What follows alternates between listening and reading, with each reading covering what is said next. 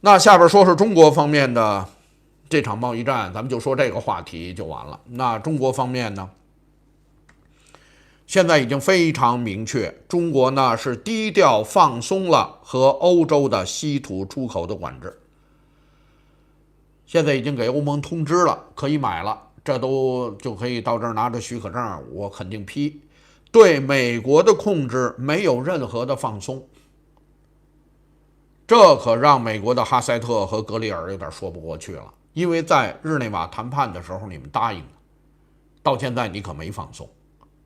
这就是为什么这两天美国就急了，作为回应，加强了对中国的出口管制，向中国出口的关键的美国技术给停了，大飞机的发动机，做机器人的那个芯片啊，你不也智能机器人吗？咱们等等的这些东西该停就都停了，甚至一些关键的药品和医疗器械他们也给停了。哇，那就对等啊！你这说好的，你为什么不弄啊？这两边就出现了明显的螺旋升级的迹象。你比如说对你那个什么电芯片、智能芯片的设计软件，你连设计我都不让你设计了。那跟那三大公司也都说了，股价还在那儿跌呢，也都不让你弄了。特别是对中国学生这次的打击，这次是真下死手了啊！这个一会儿咱们再说。不光是这些事儿螺旋升级，在台海上，那天呢又有4条船，隔了好长时间了，那4条船又跑到金门里边又转了一圈，然后有一条船跑到太平岛那儿，是东沙还是那个东沙岛还是太平岛，在那儿转啊？台湾那边有这视频，台湾的海警船冲过去，最后把他给喊跑了，也开始做这方面的挑衅。另外在南海，水炮又上演了，那不是又撞又开始了。所以说呢，前一阵安静的南海，因为最近美国和菲律宾联合的动作也比较多，中国在这方面也开始了。中国现在变得有点非常的强硬，变得非常的主动，两边在这些非关税的问题上持续的在激化矛盾。现在两边这个螺旋式升级，现在开始外溢，开始蔓延到各个领域。刚刚的报道，财政部长贝森特接受福克斯拜尔的采访，明确讲和中国的贸易谈判已经陷入到了僵局，这是结论。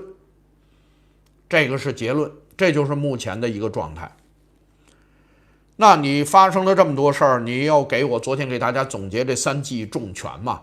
你打到我到这个地步了，你前一阵说到华为的那个芯片，全世界谁都不能买，最后马来西亚也怂了，等等，你这有点连根把我呀。所以说中国现在呢跟你僵局了，特别是美国现在国务院用的这个词儿啊，很多人呢翻译上啊说是有力的啊，或者是强硬的。后来我比较了几个翻译，我体会了一下，用强力好像是比较贴切。撤销中国学生的签证，也就是卢比奥他们在新闻发布里边用了强力2个字来描述他们撤销中国签证的行为，我们叫强力撤销，这动静小得了吗？和共产党有联系，另外在关键领域的学生，这件事儿昨天可出事儿了，在美国的众参两院得到了热烈的掌声，得到了强烈的支持。早就该这么干了，我们提案了那么多次，你们都不干，这件事儿做得对。在美国的上层得到了2党议员强烈的支持，你说这事儿还能回头吗？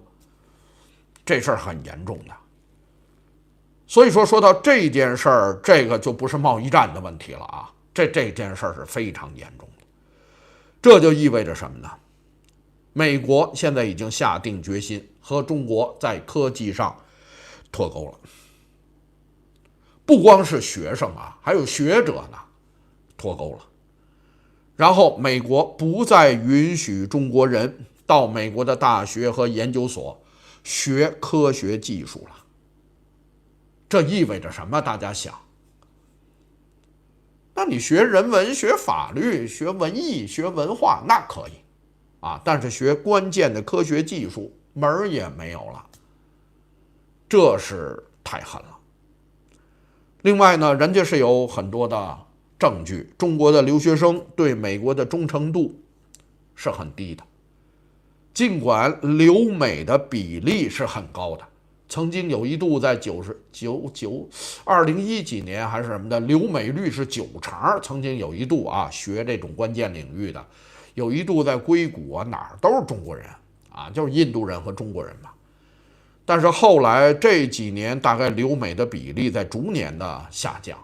另外呢，在里边发生的案子太多了，有那个啊，这个害群之马盗窃美国的技术给中共。特别是什么千人计划那些学者，脚踩好几只船在里边啊，这个在这干这种下三滥的事儿，严重败坏了美国华人的形象和信用。那卢比奥现在做到了这么决绝，以后这些中国华人，来自有中国背景的这些华人，不能从事任何关键的科学领域的工作了。现在各大公司还用不用你们呀？现在这个整个在社会的氛围上，现在都到了这个地步了，不让你学了，不让你教了，研究室里也不让你研究了，所有跟大学研究所全部轰走。那剩下在那些科技公司里的那些人，人家还敢用你吗？我认为这会蔓延的。当然呢，很多人说了，这里边有很多人都是川粉啊，那你求人得人啊，咱别那么说了，一说什么事儿都要往这意识形态上归。咱们就说这件事儿，这就叫连根儿拔，这就是这么狠啊！这是绝了。那中美科技协议又给延了，拜登这不是又给延了吗？延完了也没用了，那彻底就掰了，非常严重。这件事儿，你现在我们怎么想，你都想象不到未来会对中国产生多么巨大的影响。那既然看到了国会两党一块拍巴掌，一块给鼓掌，那后边的事儿就更多了。那后边的事儿，你想什么断绝最惠国待遇了等等，原来都憋着的那些法案，查病毒啊等等的那些啊，对于共产党那个高层在美国的财产等等的那些东西，在里边憋着的法案多了，那这个只要一破，那就跟踪而来，全都上。这情况啊，这因为中美贸易协议陷入僵局，那边什么板砖就开始抄，就开始扔你了。还是那句话，你为什么不去跟他谈呢？你为什么不能你答应的那个2019年的那个买协议，对吧？你多买人2000亿美元的东西，开放中国市场等等的，你都是答应人家的呀，保护知识产权，就那8条嘛。你签过字的呀，为什么不能回到那个协议？你回到那个，好多事儿不就完了吗？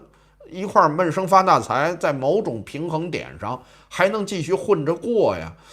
那现在习近平的这个态度肯定是不成了，那人家会越来越上火。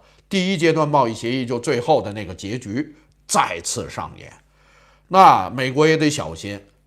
那你真到逼得他走投无路了，那他也有招啊。你美国那么大国家，千疮百孔，又都是自由的国家，那我给你放点病毒，我给你干点什么，我拉你下水，咱们一块玩完，他是真干得出来的呀。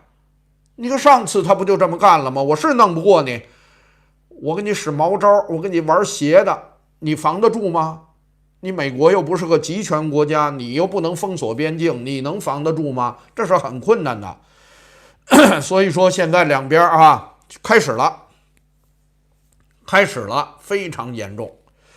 来吧，那他说中共这边怎么办？南华早报的报道，听这个时间，在华盛顿升级对中国的科技和教育限制采取措施几个小时之后，中共主要的理论刊物《求是》发表文章，讲必须为中美贸易战可能出现的最坏情况做好准备。这是南华写的这篇文章的第一段。那他这《求是》杂志登了一篇什么文章啊？我还把这篇文章我给找到了，我看了看啊，第一段是这么写的：美国商务部发布指南，以所谓推定违反美出口管制为由，在全球禁用中国的先进计算芯片，就是华为那个。另外呢，在日内瓦，双方刚刚达成重要共识，美国前脚走下谈判桌，后脚这刚才来了，大肆打压中国的半导体。由此可见，解决中美贸易问题不可能一蹴而就。现在要坚持底线思维，做好最坏的准备，全力备好应对之策。他讲了，习主席说了啊，坚持底线思维，凡事从最坏处做准备，争取最好的结果。这是整个就把这套事儿讲了一遍。然后他下面讲了4个强化底线思维。第一，强化底线思维，这就一段。什么叫底线思维啊？这就是原来刘鹤给习近平的这么一套说法。你用我们普通话说，这就叫提前做好最坏的打算。两边要掰，那现在咱们就开始列，真掰了，最坏情况能到什么样？1、2、3、4都弄完，咱们提前做好准备，我心里有底了，我就不怕你了。这就是所谓大致的口语版的底线思维。你要说他那自己还文绉绉的，还有这么一套，就是要做好最坏的打算。首先，第一个底线思维说的是国内说我国经济运行面临着不少困难和挑战，主要是国内的需求不足，企业经营困难，群众就业增收面临巨大压力，风险隐患非常多，特别是美国加征关税等等，会造成外贸企业也会有一定的困难这里边就估计的很充分了，群众也困难，企业也困难，风险很多这一加关税，外贸企业也完了。所以说呢，这是第一个强化底线思维。第二，那强化底线思维要聚焦当下，把握好党中央的这个布局稳就业、稳市场、稳预期，又把这些事说了半天，还是要扩大投资等等的吧。这是第二个强化底线思维。第三个强化底线思维，就是要在高科技上要突破卡脖子的这些技术，通过高科技突破整个目前的这个困境。他还是认为高科技、高技术能够救中国。创新居于核心地位，是新质生产力的最主要的特点。这是第三个强化底线思维。